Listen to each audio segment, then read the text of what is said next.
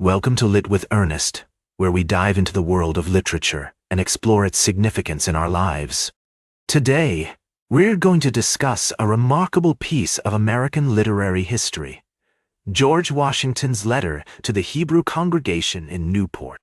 This letter, written in 1790, is a masterpiece of eloquence, tolerance, and wisdom, and it continues to inspire us with its vision of a more just and compassionate society.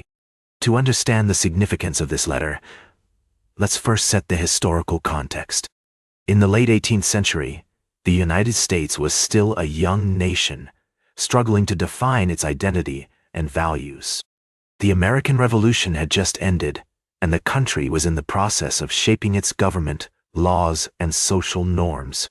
It was during this time that George Washington, the first president of the United States, wrote a letter to the Hebrew congregation in Newport, Rhode Island, in response to their congratulations on his inauguration. The letter is significant not only because of its historical context, but also because of its literary merit. Washington's writing style is characterized by clarity, simplicity, and sincerity, making the letter accessible to readers of all backgrounds. The letter relates to several major literary traditions, including the Enlightenment values of reason, tolerance, and individual rights. Washington's emphasis on the importance of religious freedom and the separation of church and state reflects the influence of thinkers like John Locke and Thomas Jefferson. One of the key themes in the letter is the concept of toleration, which was a radical idea at the time. Washington argues that religious freedom is not just a privilege granted by the government, but an inherent right that belongs to all citizens. He writes, "All possess alike liberty of conscience and immunities of citizenship."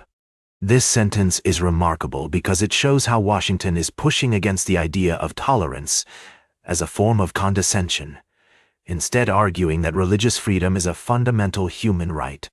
The letter also exemplifies the literary device of rhetorical strategy, where Washington uses persuasive language to convince his audience of the importance of religious freedom. He appeals to the congregation's sense of shared humanity, emphasizing that we are all children of the same Creator, and that we are all equal in the sight of God. This rhetoric is not only effective in conveying Washington's message, but also reflects the literary tradition of using persuasive language to shape public opinion.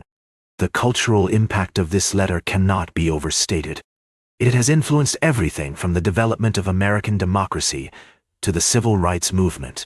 The letter's emphasis on empathy, compassion, and mutual respect has shaped our national conversation about diversity, equity, and inclusion.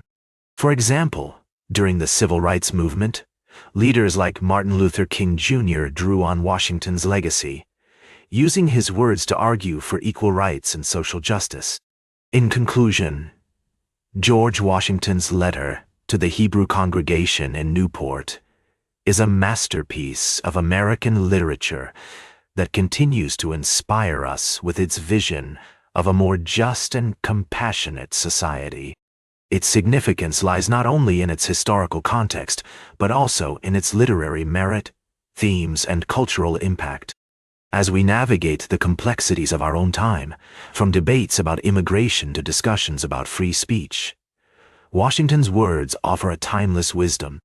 They remind us that our strength as a nation lies in our ability to embrace difference, to listen to each other's stories, and to protect the rights of all citizens.